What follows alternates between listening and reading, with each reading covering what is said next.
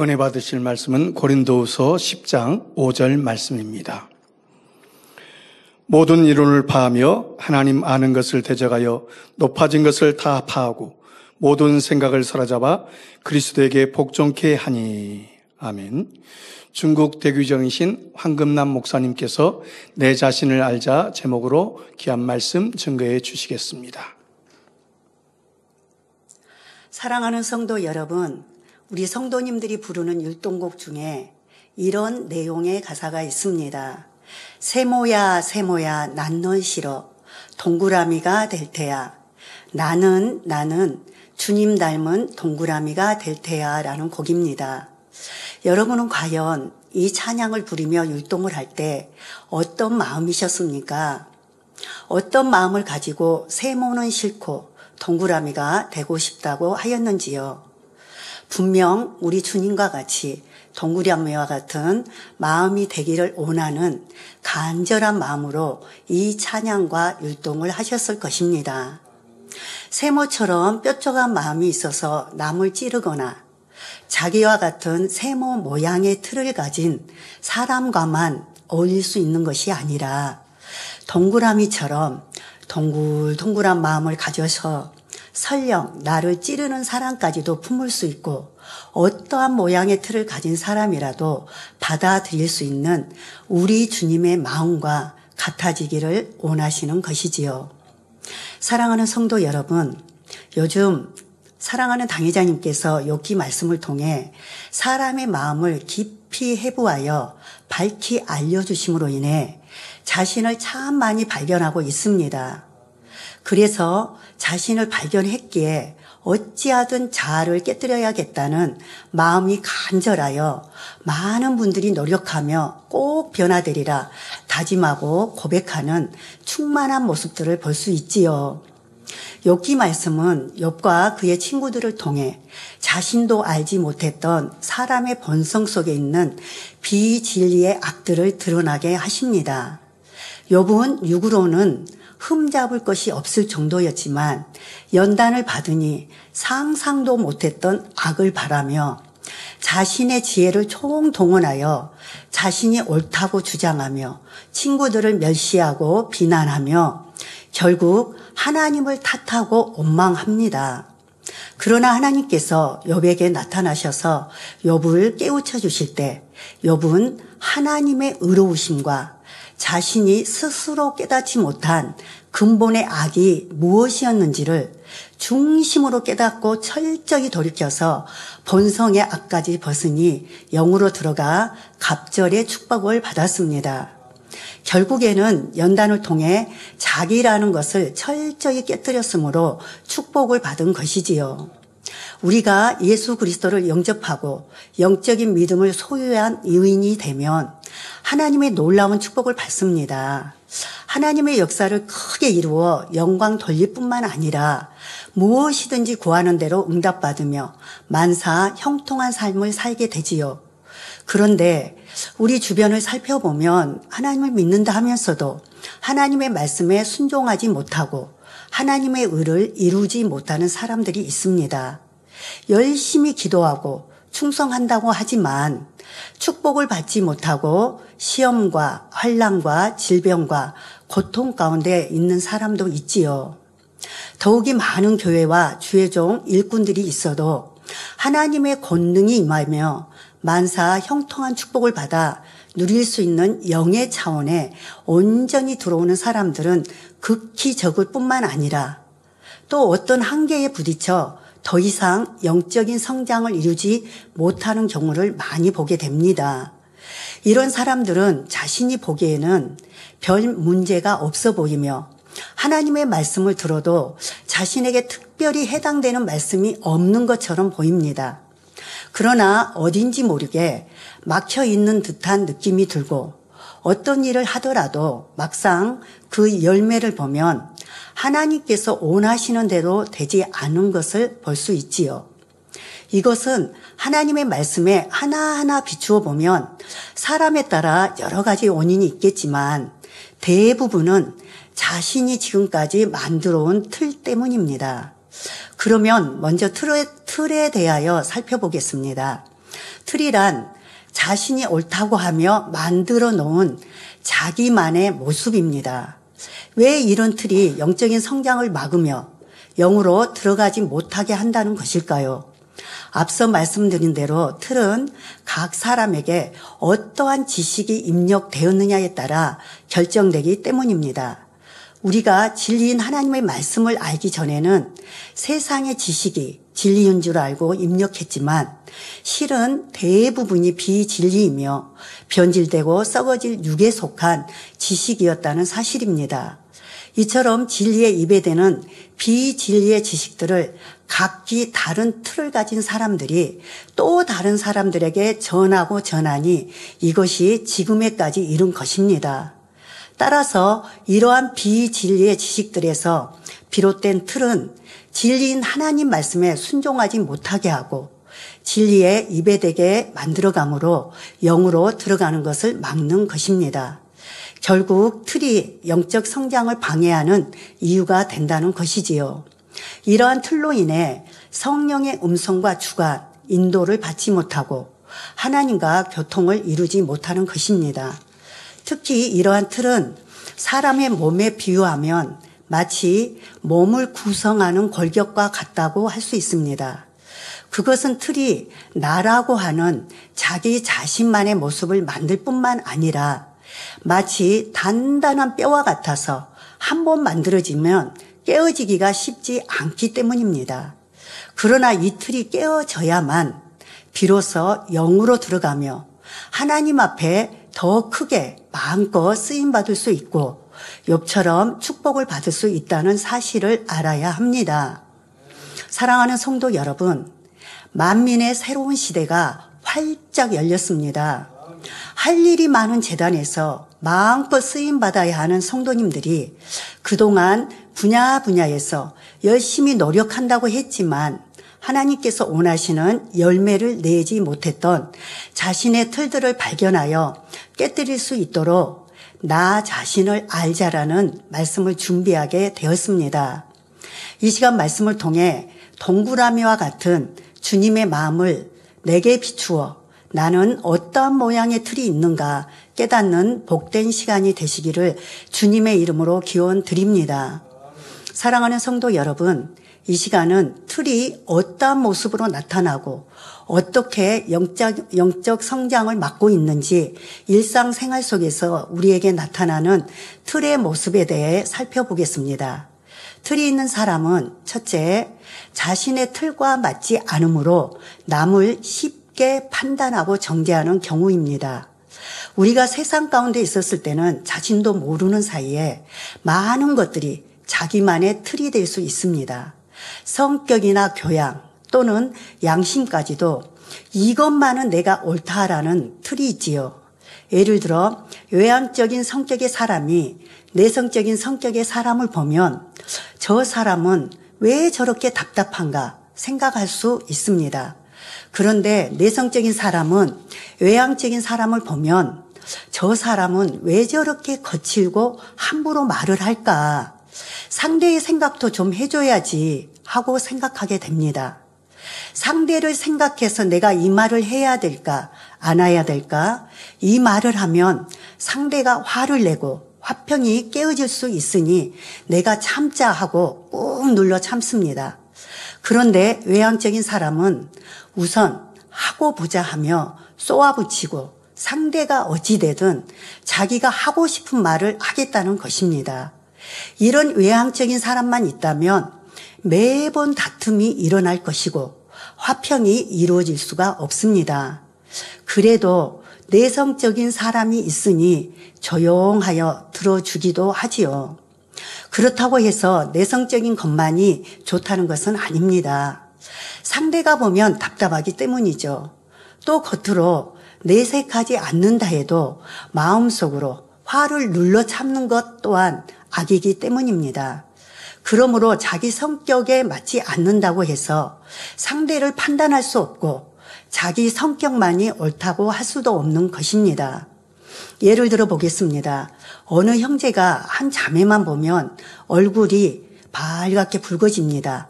이것은 예전에 자매에게 실수한 일이 있기 때문이죠. 그런데 지켜본 사람이 저 형제가 저 자매를 좋아하나 보다 판단하는 정도를 넘어서 저 형제가 마음에 간음이 많구나 하고 정죄를 해버립니다. 또 시력이 나쁜 사람이 자신을 보지 않고 인사를 못하고 지나갔는데 저 사람이 나에게 무슨 감정이 있나? 왜 나를 무시하고 지나가지? 판단하기도 합니다. 왜 저 사람은 인사하지 않을까 하고 판단만 하는 것이 아니라 너무 교만해서 아나 무인이야 하고 정죄를 내리는 사람도 있지요. 만약 잘 아는 남녀가 우연히 호텔 앞에 서 있는 것을 보았다면 세상에서는 저 사람들이 호텔에 들어갔다 나오는구나 판단하는 경우가 많습니다. 여기서 더 나아가 어쩐지 예전부터 서로를 바라볼 때 눈빛이 다르더라 하면서 해석까지 붙이기도 하지요. 자신의 생각에 맞춰서 상대를 판단할 뿐 아니라 더 나아가 정죄까지 내리는 것입니다.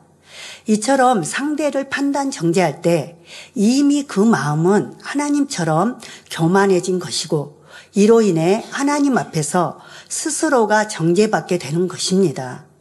예전에 목자님도 워낙 많은 성도님들과 악수를 하다 보면 일일이 눈을 마주치고 웃어주지 못하는 경우가 혹 있었습니다. 그러면 어떤 분들은 왜 나를 안 쳐다보시나? 내가 무엇을 잘못했기에 안 웃어주시나? 하면서 여러 가지 생각을 동원하기도 합니다. 더 나아가 목자님이 나를 애면하시는구나 하고 서운해하고 힘들어하는 경우도 있었지요. 물론 이것이 성령의 역사 가운데 오는 깨우침이라면 중심으로 감사하고 돌이켜서 충만한 모습을 이루면 되지만 육신의 생각, 육의 생각으로 인해 스스로 상처를 받으면서 침체되어 버리는 것입니다. 성도 여러분, 틀의 모습 중 동문서답도 판단으로 인해 나오는 경우가 많습니다. 한 예로 지각을 자주 하는 사람에게 오늘 아침에는 사무실에 몇 시에 왔나요? 라고 물으면 대답한 사람은 기분이 나빠하면서 나 오늘은 지각 안 했어요 하는 것입니다. 단지 몇 시에 왔는지를 물었는데 저 사람이 내가 또 지각한 줄 알고 있구나 이렇게 먼저 판단을 하고 엉뚱한 대답을 한 것이지요. 또 한 예로 이분이 어떤 분은 참 성격이 급했는데 이제 영으로 많이 변화되셨어요 하려고 하는데 중간에 말을 자르면서 네, 그분 참 성격이 급해요. 그래서요, 참 많이 부딪혀요 라고 자기 생각을 더하며 판단을 합니다.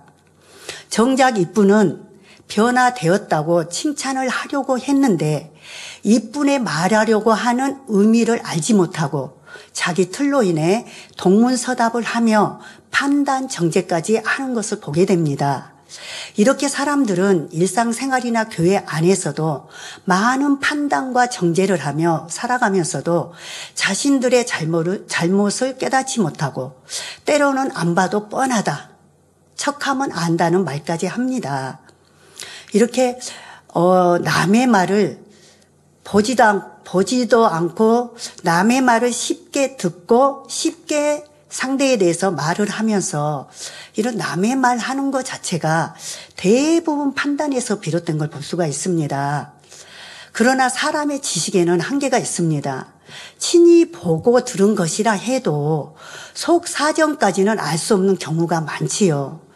그러니 보지 않고 듣지 않는 일을 나름대로 추측하며 사람의 마음을 판단한다면 이는 너무나 잘못된 일이라는 것입니다. 오직 중심을 보시는 하나님만이 모든 것을 아시고 판단하실 수 있다는 사실을 명심해야겠습니다. 더구나 세상 사람들은 영적인 일들을 들으면 자신의 지식과 틀 속에서 이해하지 못하므로 판단 정죄가 나옵니다. 예를 들면 병원에서도 고침받지 못하던 병을 기도받고 치료받았다고 간증하면 설마 기도만 받고 어떻게 병이 치료되나, 약도 먹으면서 기도를 받았겠지 하거나 기분상 나아졌다고 착각하는 것이겠지 하고 판단하게 됩니다. 때로는 간증하는 사람이 거짓말을 하고 있다고 정죄하는 경우도 있지요.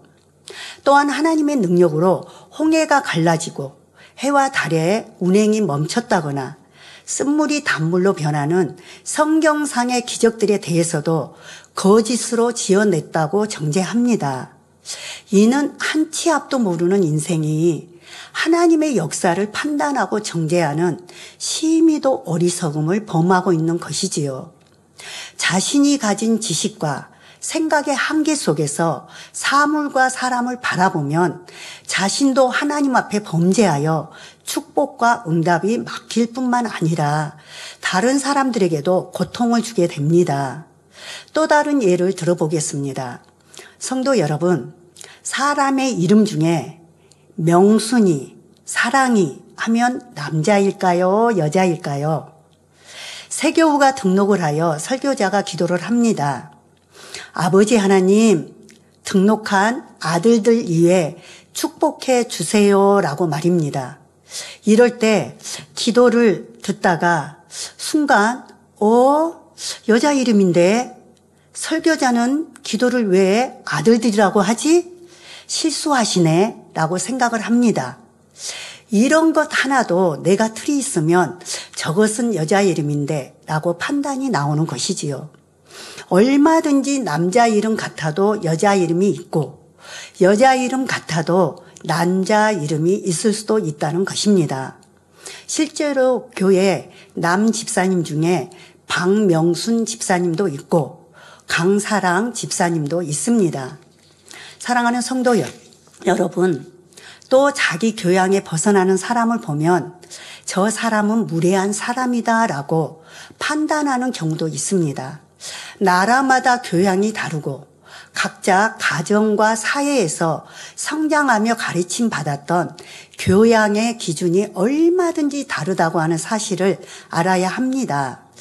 나라마다 인사 예법이 다르고 생활 습관의 차이가 있지요. 예를 들어 해외여행을 하다 보면 식탁에서 코를 풀면 무례하고 교양 없는 행동으로 여기는 나라가 있는가 하면 그렇지 않은 나라도 있습니다.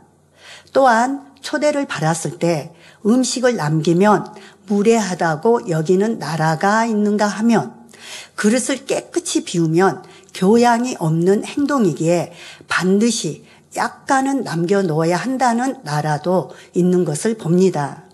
그 외에도 인도 사람이 손으로 음식을 집어먹는 것을 본 애국 사람이 비위생적이라고 말하자 인도 사람이 말하기를 내 손은 내가 깨끗하게 씻어서 먹지만 식당의 포크나 나이프는 얼마나 깨끗한지 모르니 손이 더 위생적이다라고 주장했다는 것입니다.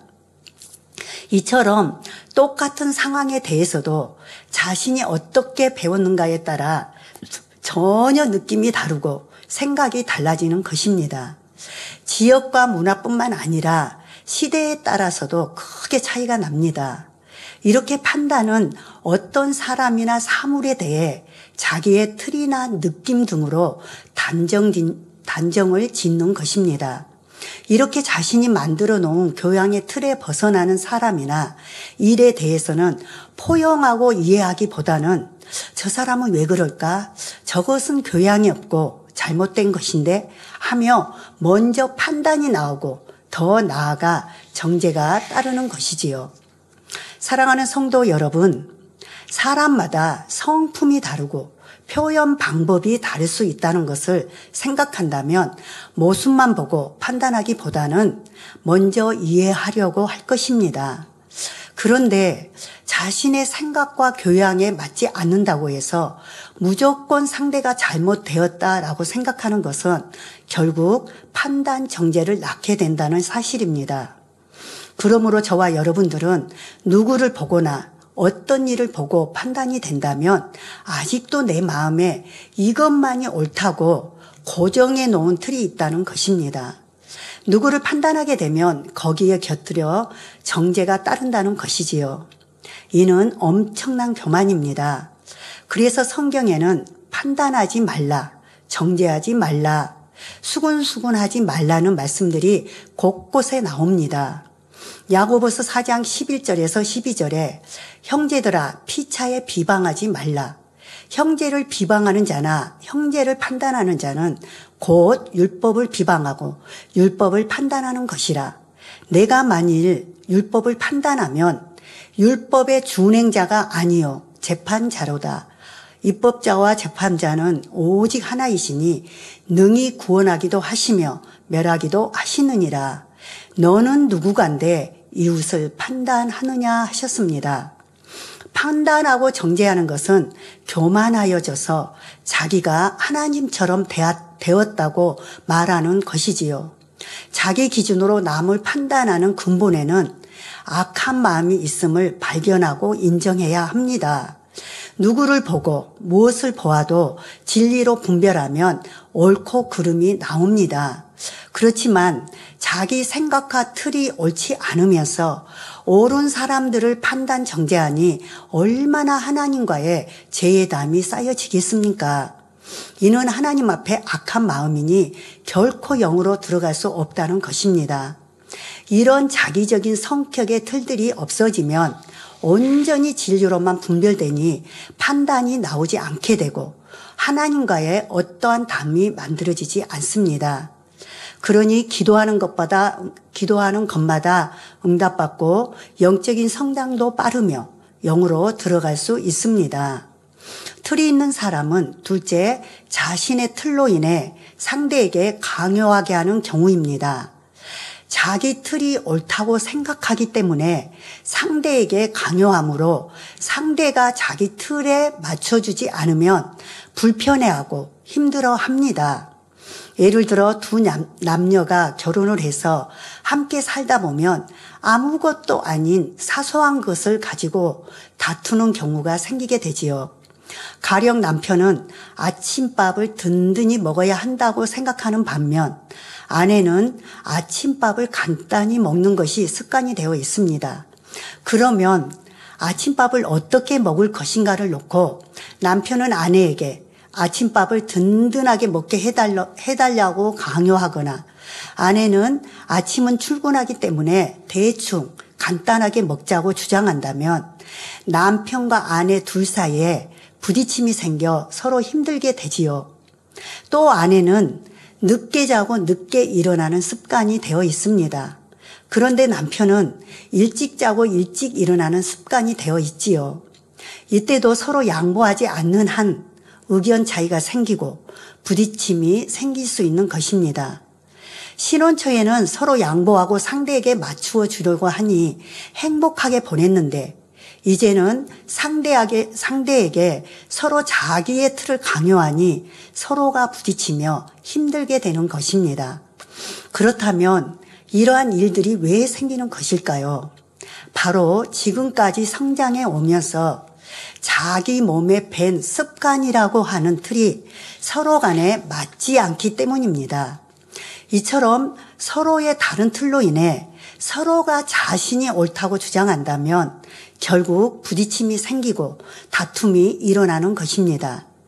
대부분의 틀들이 진리에 비춰보면 옳지 않다는 것을 쉽게 발견할 수 있는데 상대를 섬겨주지 못하고 내 유익만을 구하고자 하는 자기 중심적인 비진리의 마음에서 비롯되기 때문에 고집하고 강요하는 것입니다.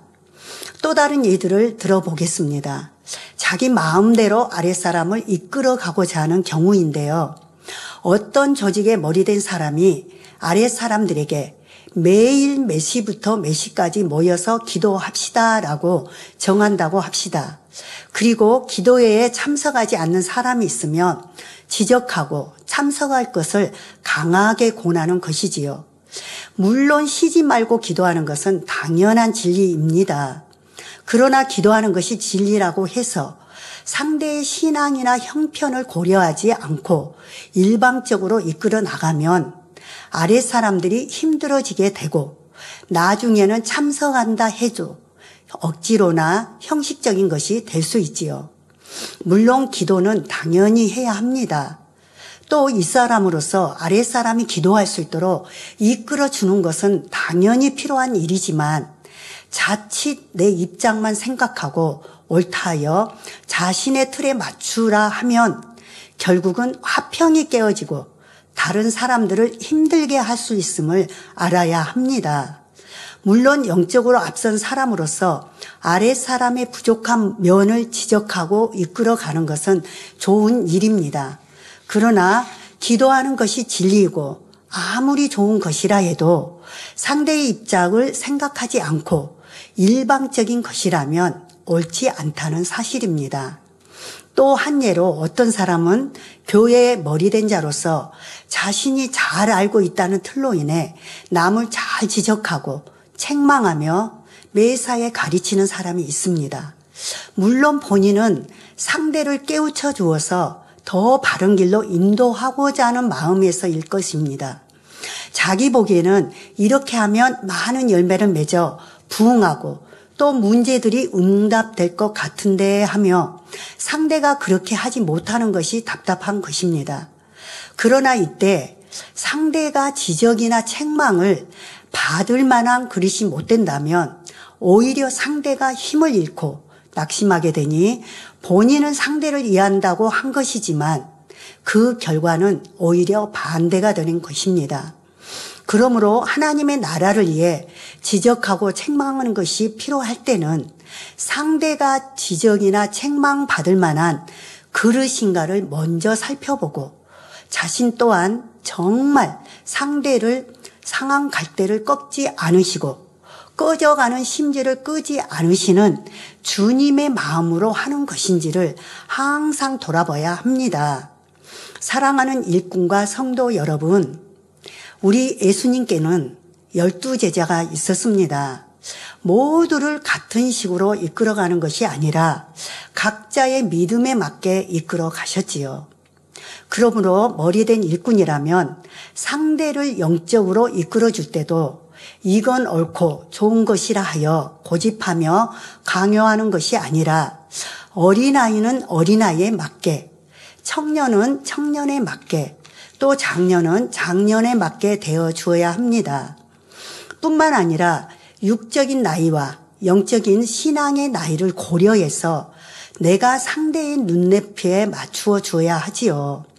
예를 들어 구역장님은 60대 후반이고 조장님은 지역장님은 30대 후반이다 하면 육적인 나이 분야에서도 나는 지역장이니까 나는 조장이니까 매사에 가르치고 지시하고 강압적으로 순종해야 된다라고 한다면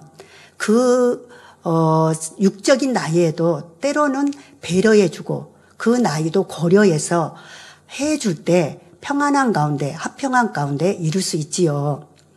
지금 자신이 옳다고 주장하는 것이 혹여 내 생각이나 틀릴 수 있다는 점을 생각한다면 상대도 하나의 지체로서 인정해주고 상대에게 부족한 분야가 있어도 이해하고 기도하며 기다려줄 수 있는 것입니다.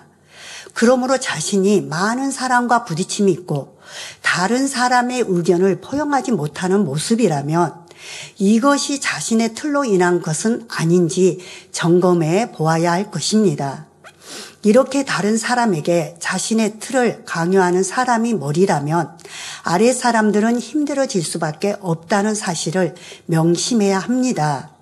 그렇기 때문에 지도자급에 있는 사람은 항상 자기를 성찰하고 자기 발견을 해야 합니다. 나로 인해서 아래 사람들이 힘들어한다면 어찌 부흥이 되고 열매를 맺게 되겠습니까?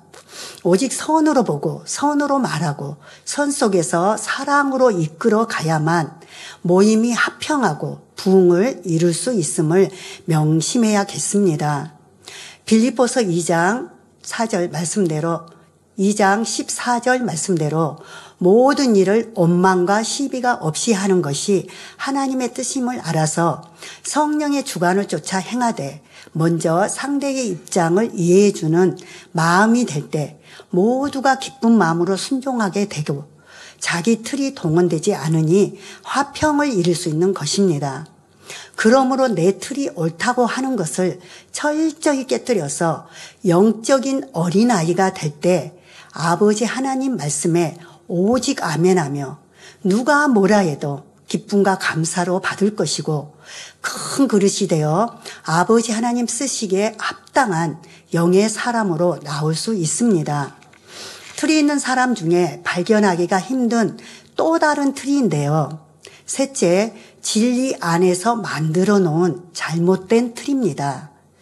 육신의 생각과 이론으로 만들어진 틀에는 우리가 발견하기 힘든 것이 하나 있는데 바로 잘못된 진리의 틀이라는 것입니다.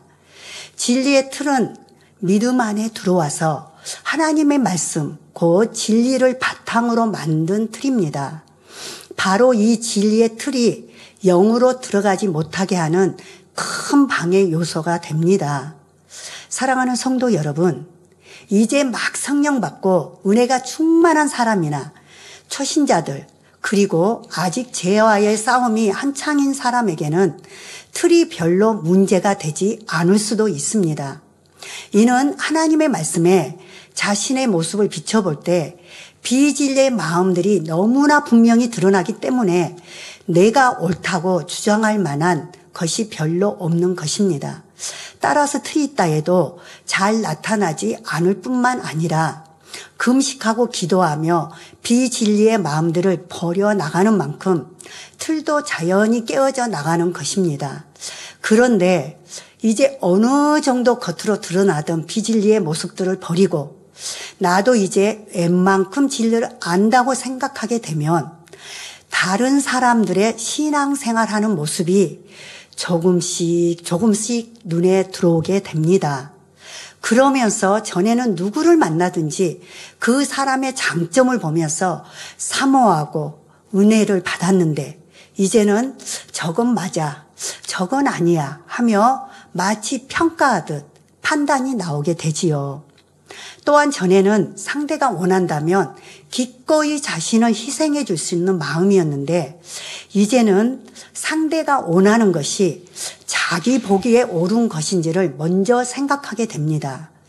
뿐만 아니라 전에는 질서를 쫓아 이 사람의 뜻에 그대로 순종해 왔는데 이제는 자기의 생각이나 방법이 먼저 들어가게 되지요. 예를 들어 이 사람이 파란색 펜이 필요하다고 했을 때 전에는 어찌하든 파란색 펜을 구할 때까지 어떻게든 찾아보려고 노력했는데 이제는 파란색이 없으면 대신 초록색으로 하면 되지 하는 것입니다. 그리고 전에는 남을 판단하게 될 때 이것은 판단이야 라고 생각했는데 이제는 이것은 분별이야 라고 생각을 하게 됩니다. 더 나아가 정죄까지 내리면서도 자기가 죄짓고 있는 걸 깨닫지도 못하는 교만의 모습이 되지요. 순수하고 단순했던 영적 어린아이가 아니라 이제 어른된 교만한 모습인 거죠.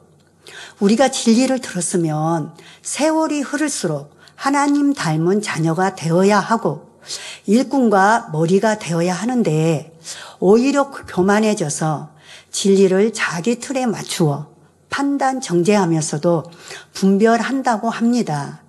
그런데 분별한다고 하는 것이 맞아야 하는데 자기 교만과 감정의 악속에서 하는 것이므로 전혀 맞지 않습니다. 이런 사람은 모든 것을 자기 탓이 아니라 상대 탓, 환경 탓으로 돌립니다. 바로 마음 안에 있던 비진리의 마음들을 어느 정도 버리기는 했지만 이제 깊은 마음속에 있던 본성적의 악이 드러나기 시작하는 것이지요. 그러면서 이때부터 아직까지 버리지 못한 틀들이 다시 나타나게 됩니다. 여기에 이것이 진리라고 하는 새로운 틀이 생기게 되면 이제는 진리의 말씀을 들어도 예전처럼 자신을 발견하고 변화되기보다는 교만해져서 누구의 말도 듣지 않게 되고 자신은 하나님의 뜻대로 행하고 있다고 생각하게 됩니다. 즉 자기 생각 가운데 이것이 진리이다 하며 만들어 놓은 잘못된 틀 때문이지요. 그러나 자신이 보기에는 하나님의 뜻이고 진리라고 생각하지만 사실은 그렇지 않는 경우가 많습니다. 바로 이러한 틀이 있을 때 자신의 영적 성장이 막히면 물론 다른 사람들까지도 힘들게 만듭니다. 그리고 이것이 심해지다 보면 아예 진리에서 벗어나 사망의 길을 가면서도 스스로는 하나님의 뜻을 쫓고 있다고 생각하는 경우도 있지요. 그러면 그러한 사례에는 어떠한 것이 있는지 구체적으로 살펴보겠습니다. 예수님 시대의 대제사장들과 제사장들 그리고 바리새인들입니다. 이들은 진리와 반대로 가면서도 자신들은 진리를 행하고 있다고 생각했던 사람들이지요. 하나님께서 주신 율법에 담긴 참 의미와 하나님의 마음을 전혀 깨닫지 못하므로 내면적인 성결, 즉 마음의 할례는 하지 않고 외형적인 신앙 생활에만 치우쳤던 것입니다. 이들은 특히 장로의 유전을 매우 중요시 여겼습니다. 원래 장로의 유전이 만들어진 목적은 하나님께서 모세를 통해 주신 율법을 백성들에게 더 잘 지켜 행할 수 있도록 세세한 부분까지 규정하기 위한 것이었습니다. 그런데 율법에 담긴 참 의미를 깨닫기보다는 점점 형식적인 면에 치우친 나머지 오히려 하나님께서 주신 율법의 참 의미에서 벗어나는 것들까지 생기게 되었지요. 예를 들어 누가복음 13장 10절에서 16절을 보면 예수님께서 안식일에 병자를 고치신 것을 보고 한 해당장이 사람들을 향해 안식일에 병 고치는 일조차도 하지 말 것을 가르치고 있는데요. 이것이 바로 장로의 유전이었습니다. 사랑하는 성도 여러분, 과연 하나님께서 안식일에 병 고치는 것을 보고 안식일을 어겼다고 말씀하실까요? 하나님의 마음을 조금이라도 안다면 선을 행하는 것을 보고 안식일을 범하는 것이라고 정죄하지는 않을 것입니다. 그래서 예수님께서는 이처럼 진리에 합당치 아니한 장로의 유전으로 틀을 만들어 놓고 이것을 지키며 가르치는 바리새인들과 서기관들에게 마태복음 15장 3절에 너희는 어찌하여 너의 유전으로 하나님의 계명을 범하느냐 말씀했고 마가복음 7장 8절에는 너희가 하나님의 계명은 버리고 사람의 유전을 지킨다라고 말씀하신 것입니다. 이미 잘못된 진리의 틀을 가지고 있던 그들은 자신들이 진리를 행하고 있다고 굳게 믿었기 때문에 예수님의 말씀을 받아들이려 하지 않았지요. 오히려 자신들의 생각과 틀에 맞지 않는 예수님의 말씀이나 행함이 진리에서 벗어나는 것이라 생각했던 것입니다.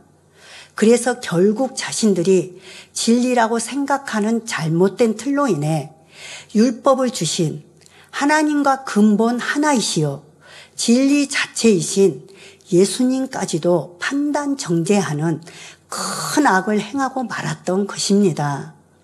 오늘날에도 비슷한 일들이 일어납니다. 어떤 교단들은 자신들의 법에서 조금만 벗어나면 이단이다, 잘못되었다 하며 정죄합니다. 심지어 부르짖어 기도하거나 방언으로 기도하는 것을 금하는 교단도 있습니다. 지극히 성경적인 기도 방법을 자신들이 만든 잘못된 틀 때문에 배척하는 것이지요. 또 환상을 보았다거나 계시를 받았다 하면 잘못되었다, 신비주의다 하는 사람도 있지요. 이런 일들은 분명히 성경에도 기록된 하나님의 역사인데 나름대로 만들어 온 신앙의 틀 속에서 성령의 역사를 판단 정죄하는 것입니다. 이들은 하나님 앞에 큰 죄를 짓는 것이고 자칫하면 마태복음 12장 31절 이하 말씀대로 성령 해방 모독 거역의 죄를 범하여 회개할 기회조차 얻지 못할 수도 있다는 사실을 명심해야 하겠습니다. 사랑하는 성도 여러분, 지금까지 진리라고 굳게 묻고 행하던 것이 하나님 표면에서 보실 때는 진리가 아닌 것이 있습니다. 우리가 온전히 영으로 일구기 전에는 무조건 내가 옳다 해서도 안 되는 것이고, 더욱이 자신보다 영적으로 앞서는 사람의 말이라면 순종하고 따를 수 있는 자세가 되어야 합니다. 우리가 주님의 마음을 닮아 동그라미와 같은 온전한 영의 마음을 일구면 그때는 틀이 있을 수 없습니다.